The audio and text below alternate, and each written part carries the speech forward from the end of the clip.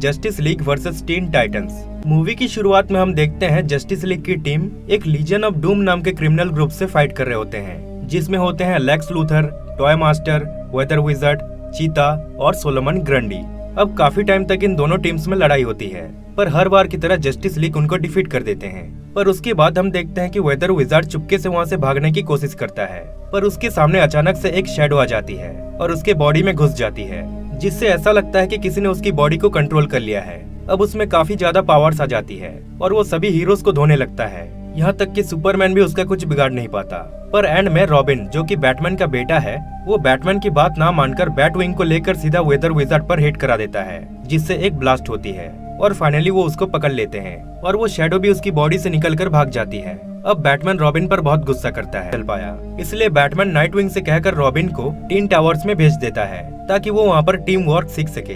वहाँ पर वो बाकी टीनेजर्स से मिलता है, जिसमें होते हैं रेवन, बीस्ट बॉय और ब्लू बीटल, और वहाँ की लीडर होती है स्टारफायर, और इन सब में कुछ न कुछ सुपर पावर्स होते हैं। वही सुपरमैन जब अपने कपड़े धोने आता है तो वही शैडो उसकी बॉडी में घुस जाती है।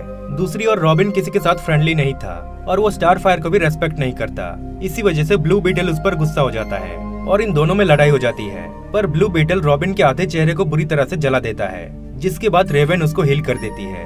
वही सुपरमैन का दिमाग खराब हो चुका था, वो अपने कंट्रोल में नहीं था और पत्थर पर ना जाने क्यों अपना सर फोड़ रहा था। फिर अचानक से उसकी नजर पड़ती है एटॉमिक स्कल पर, जो सिटी में तबाही मचा रहा था, पर सुपरमैन उस पर बिना रहम किए उसको बहुत बुरी तरह से मारने लगता है। पर तभी वहाँ पर वंडर वुमन और बैटमैन आ पहुँचते हैं। बैटमैन सुपरमैन को क्रिप्टोनाइट से थोड़ी देर के लिए कमजोर कर देता है और यहाँ वो देखते हैं कि सुपरमैन किसी और के कंट्रोल में था। फिर वो तुरंत वहाँ से भाग जाता है और किसी डेजर्ट में जाकर एक बहुत बड़ा एंशिएंट रिंग को निकाल लेता है।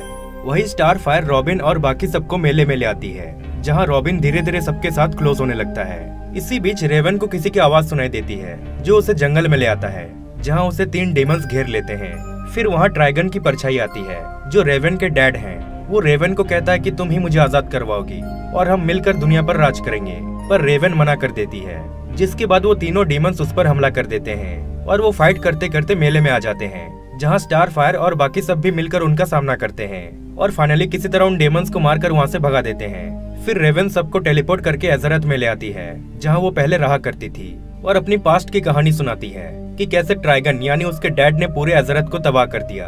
पर रेवन की मैजिक स्ट्रॉन्ग थी, इसलिए उसने ट्राइगन को एक क्रिस्टल में कैद कर लिया और उसे सिर्फ रेवन ही आजाद कर सकती है, इसलिए ट्राइगन उसके पीछे पड़ा हुआ है। फिर ये सब टाइटंस टावर में आ जाते हैं, जहाँ बैटमैन, साइबॉर्ग, वंडर वुमन और फ्लैश भी पहुँच जाते हैं। बैटमैन कहता है कि हमें रेवन के बारे में सब कुछ जानना है, इसलिए वो हमारे साथ चलेगी। पर तभी वहाँ पर वो डीमंस दोबारा आ जाते हैं और फ्लैश, वंडर वुमन और साइबॉर्ग को काबू में कर लेते हैं। पर बैटमैन किसी तरह एक टॉक्सिक सीरम को अपने अंदर इंजेक्ट करके बच जाता है, जिसके बाद रॉबिन और बाकी सब उन तीनों से फाइट करते हैं। पर इस फाइट में रॉबिन की टीम हार जाती है, इसलिए मजबूरन रेवन उनके साथ जाने के लिए रेडी हो जाती है।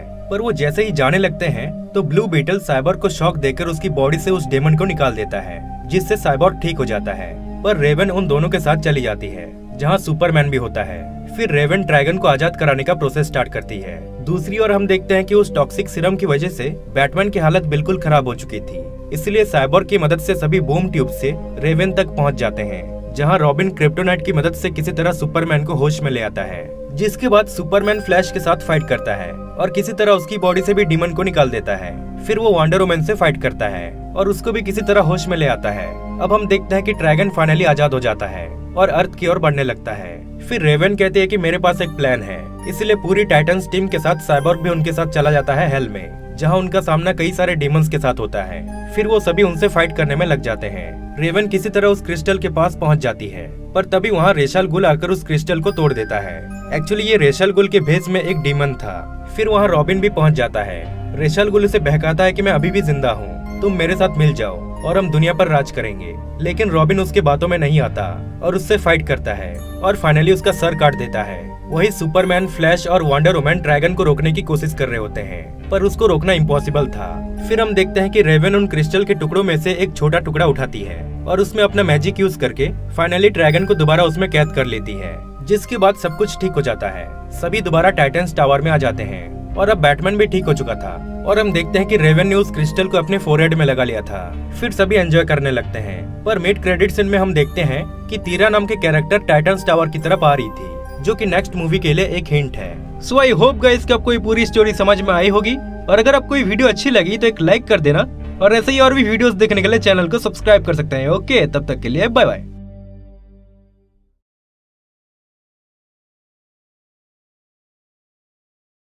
ये वीडियो कुछ ज्यादा ही पसंद आ गई है तो तुम लोग इस वीडियो को व्हाट्सएप ग्रुप में शेयर कर लो अपने दोस्तों के साथ, है कि नहीं? मजा ही आ जाएगा फिर तो अपने को। मिलते हैं नेक्स्ट वीडियो में।